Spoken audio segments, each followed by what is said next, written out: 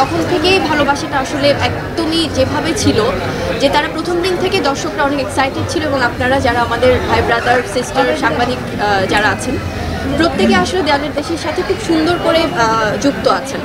তো ঈদের দিন থেকে যেহেতু পুরো মুভিটা সিনেমা হলে দেখা যাচ্ছে, সেদিন থেকে আমরা এবং আপনারাও দেখছেন যে যেভাবে দর্শকদের পজিটিভ রিভিউস এবং যেভাবে দর্শকরা ভালোবেসে কাছে টেনে নিয়েছে দেয়ালের দেশকে, সো শিল্পী হিসেবে এর থেকে বড় পাওয়ার কিছু হয় না। কারণ এবং আরও যেই ব্যাপারগুলো যে আমরা চাই অনেক প্রভাব পড়ুক, আমরা চাই সবাই দেয়ালের দেশ নিয়ে নানান ধরনের প্রভাবে প্রভাবিত হোক এবং সেই প্রভাবিত হয়ে সিনেমা হলে গিয়ে এটা আবিষ্কার করুক।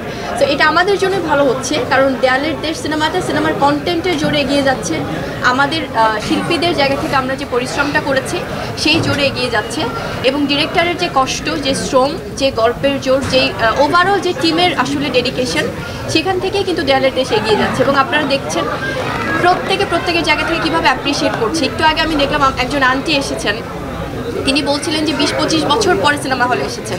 একজন আঙ্কেলের সেদিন দেখলাম যে উনি বাইট দিচ্ছেন আপনাদের সংবাদ মাধ্যমে, যে উনি ওনার 85 বছর বয়স, কিন্তু তিনি তার ছেলে এবং ছেলের বউর সাথে নাতি নাতনিদের সাথে এসেছেন, এবং দেয়ালের দেশকে তার ভীষণ ভালো লেগেছে।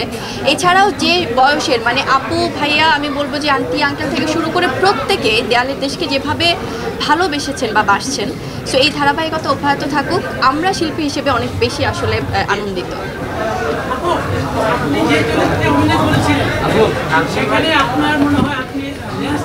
এক্স্যাক্টলি, আমি যে প্রশ্নটার অপেক্ষায় ছিলাম। না এটা আমার বোধহয় ক্লিয়ার করা উচিত। না আপনি তো করবেন ঋষভ ভাই, ডিরেক্টর হিসেবে তো আপনি করবেন।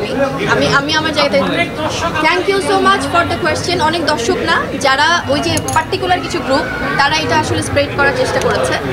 প্রথমত ওখানে কিন্তু অলরেডি ক্লিয়ার করা ছিল সিনেমাতে, যে আমাকে যখন বৈশাখ মানে রাজভাই যখন বলছে যে আমার বিলাই চোখটা তার অনেক পছন্দ, হ্যাঁ, শুধুমাত্র কি ওটা লেন্স না, ওটা আমার অরিজিনাল চোখটা এস্টাবলিশ করা হয়েছে, যে ওখানে আমার চোখটাই এমন। এখানে কিন্তু এমন না যে কোনো কিছু পার্টিকুলার কিছু দেখানো হয়েছে। আপনারা দেখবেন কিন্তু মানে এটা কি কেউ দেখে নাই যে সোসাইটিতে অন্য কারো চোখের আইবলটা একটু অন্য কালার হয়? এটা তো নতুন না। সো এই ধরনের মানে কথা বলা আসলে খুব হাস্যকর আমার কাছে মনে হয়। সো অলরেডি ওখানে এস্টাবলিশড আছে, যারা সিনেমা দেখবে তারা বুঝতে পারবে, যারা দেখবে না বা না দেখে মন্তব্য করবে তখন ওই যে কিছুক্ষণ আগের ঘটনাটার মতো হবে আর কি, প্রভাবিত হবে। মানে this is the part of makeup. মানে আমরা যখন একটা ক্যারেক্টারকে ভাবি, মানে নহর এমনই, নহরের ক্যারেক্টার, নহরের চুল, নহরের চোখ এমনটাই। দেয়ালের দেশের যে নহর আমাকে যেভাবে দেখানো হয়েছে, এটা আমার জন্য অনেক বড় পাওয়া। কারণ একজন ডেড বডি, এখন তো অনেকেই সিনেমাটা দেখছে, অনেকে রিলেট করতে পারবে। একটা ডেড বডিকে নিয়ে যে ভালোবাসা বা যে রাজভাইয়ের জায়গা থেকে যে আছে না, একটা না পাওয়া একটা তৃপ্তি, বা যে এই নহর এবং বৈশাখের যে একটা স্বপ্ন ছিল, তারা যে সেটা ডিফারেন্ট ওয়েতে আসলে ফিল আপ করেছে। সো সেখানে আমার মনে হয় যে এটাই আমার একটা বড় অ্যাচিভমেন্ট, যে আপনারা যেটা বলছেন যে অন্যভাবে দেখা গিয়েছে। আমি বারবার আমার অভিনীত সিনেমাগুলোতে এভাবেই ডিফারেন্টভাবে আসতে চাই। যদি একটু যোগ করে জানতে চাই, গতকালকে আমি দর্শক রিয়েকশন নিচ্ছিলাম, সবার মুখে একটা কথা, মানে এক লাইনে, রাজবুবলিতে সবাই মজে ছিল। এই বিষয়টা কিভাবে উপভোগ করেন? দুজনের কাছেই জানবো। কেমিস্ট্রি খুব ভালো ছিল, রাজবুবলি কেমিস্ট্রি খুব ভালো ছিল, মজে ছিল। এই যে আপনাদের এই মন্তব্যগুলো, দর্শকদের মন্তব্যগুলো, আমার মনে হয় যে রাজবুবলি বা বৈশাখ নহর দেয়ালের দেশ দিয়ে আসলে যেই জার্নিটা স্টার্ট করেছে আমাদের ডিরেক্টর ঋষভ ভাই, নতুন একটা কেমিস্ট্রি দেখিয়েছে দর্শকদের। সেটা ইনশাআল্লাহ সামনে ওরকম ডিরেক্টর প্রডিউসাররা চাইলে অবশ্যই দেখা যাবে। রাজ ভাই, রাজের ফিলিংস কি প্রশ্ন আপনার কাছে? সামনের দিকে আমার শুটিং করা অবস্থায় আমি মজে ছিলাম, সামনে শুটিং করা অবস্থায় আমি আসলে আমার টিমের সাথে মজে ছিলাম। এখন আসলে যখন আসলে এমন একটা নিউজ দেখি যে আসলে ওদের কেমিস্ট্রি খুব পছন্দ সবার, ওদের নতুন হ্যাঁ ওদের বলতে নহর আর বসে নহর এবং বৈশাখ, হ্যাঁ ওদের কথাই বলছি আমি। আর ওই বিলাই, আসলে ওর বিলাই চোখ আমার ভালো লাগে, সিনেমাতে আছে, আপনি দেখে নিন প্লিজ। নির্মাতার এই দুটি নিয়ে আরো কাজ করার ইচ্ছা আছে? মানে প্রথমত হচ্ছে আমি গল্পের প্রয়োজনে আর্টিস্টকে ভাবি। সো আমি যেহেতু আমার পরের প্রজেক্টের জন্য গল্প ভাবছি, তারপরে দুজন সার্ভ করবে, ডেফিনেটলি সেটা পৃথিবীর যে কোনো দেশের অভিনেতা হতে পারে, সেটা শরীফুল রাজ হতে পারে, বুবলি হতে পারে, ডিপেন্ডস অন গল্প।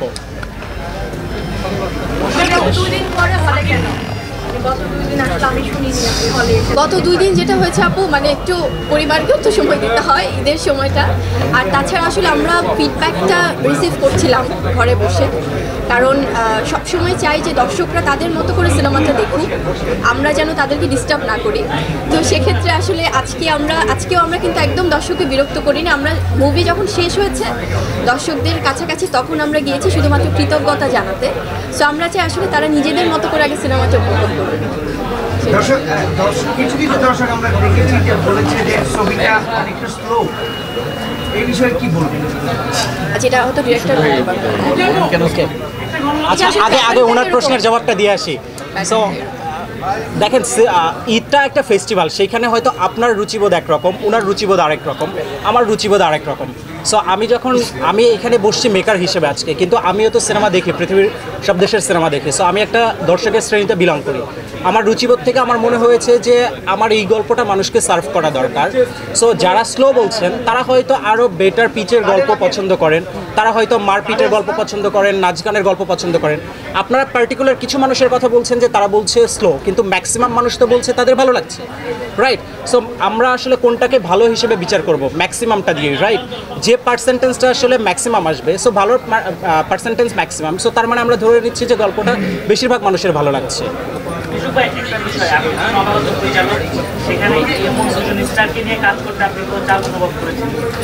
আমি আসলে বললাম না যে আমার গল্পের প্রয়োজনে, চরিত্রের প্রয়োজনে আমি আসলে অভিনেতা অভিনেত্রীকে পিক করেছি। সো তারা স্টার, এইটা ভেবে তো আমি তাদেরকে পিক করিনি। তো আমার কাজ করতে গিয়ে তার চেয়ে বড় কথা হচ্ছে তারা অভিনেতা অভিনেত্রীর বাইরে এসে আমি পরিচালক, এই সম্পর্কের বাইরে এসে তাদের সঙ্গে আমার একটা মানে পার্সোনাল কানেকশনটা হয়েছে, যে ব্রাদারহুড বা ব্রাদার সিস্টার কানেকশন, ওই কানেকশনটা হয়েছে। সো আমাদের কাজ করতে ইজি হয়েছে, আমার কোনো চাপ লাগে নাই, বিকজ তারা খুব বেশি কোঅপারেটিভ এবং তারা খুবই পাংচুয়াল, টাইমের ব্যাপারে, তাদের ক্যারেক্টারের ব্যাপারে তারা খুবই ডেডিকেটেড। সো এটা নিয়ে আমরা প্রেস মিটের দিনও কথা বলেছি যে তারা তাদের ক্যারেক্টার নিয়ে কত বেশি ডেডিকেটেড ছিলেন। সুতরাং সেটা আলাদা করে হয়তো এখানে বলার দরকার নেই। সো আমার আসলে একদমই চাপ লাগে নাই, বরং আরাম লেগেছে। আমরা পুরো শুটিংটা করেছি খুবই ফুর্তিতে।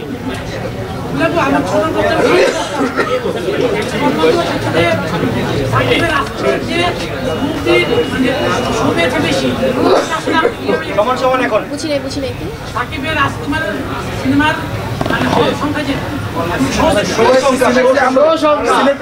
রাজকুমারের শো এর চেয়ে দেয়ালের দেশের শো বেশি।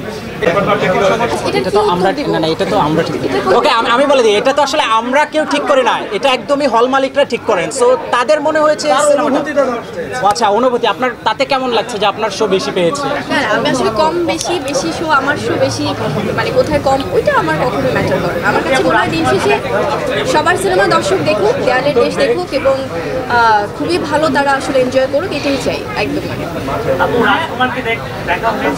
না, এখনো দেখা হয়নি, মাত্র তো আসলে আমরা আমাদের ছবির সেই ফিডব্যাকগুলো রিসিভ করছি আর রাজকুমার দেখি সামনে। 2020-21 অর্থ বছরের সিনেমা, যেহেতু ওই অর্থ বছরের সিনেমা রিলিজ দেওয়ার কথা, মানে 2024 সালে এইটা আসলে তথ্য মন্ত্রণালয়ে একটা ক্লজও আছে যেখানে যে আমার যদি আসলে কোনো কারণে টাইম বেশি লাগে এটা শেষ করতে, তাদেরকে আমার আসলে অ্যাপ্লাই করতে হয় কজ দেখিয়ে যে কেন আমার টাইম লাগছে। যেহেতু আমার গল্পটাই এমন যে দুজনের আপনারা যারা সিনেমাটা দেখবেন তারা দেখবেন যে আমি দুটো সময়ের গল্প বলেছি, মাঝখানে প্রায় 7 বছরের 8 বছরের ডিফারেন্স আছে। সো সেই জন্য তাদের ফিজিক্যাল ট্রান্সফরমেশনটা দরকার ছিল, যার কারণে আমাকে প্রায় লম্বা সময় গ্যাপ নিয়ে শ্যুট করতে হয়েছে। সেই জন্য আমার তথ্য মন্ত্রণালয়ে অ্যাপ্লাই করে সেই সময়টা বাড়িয়ে নিয়ে আমার আসলে এখন এসে সিনেমাটা রিলিজ করা। আলহামদুলিল্লাহ,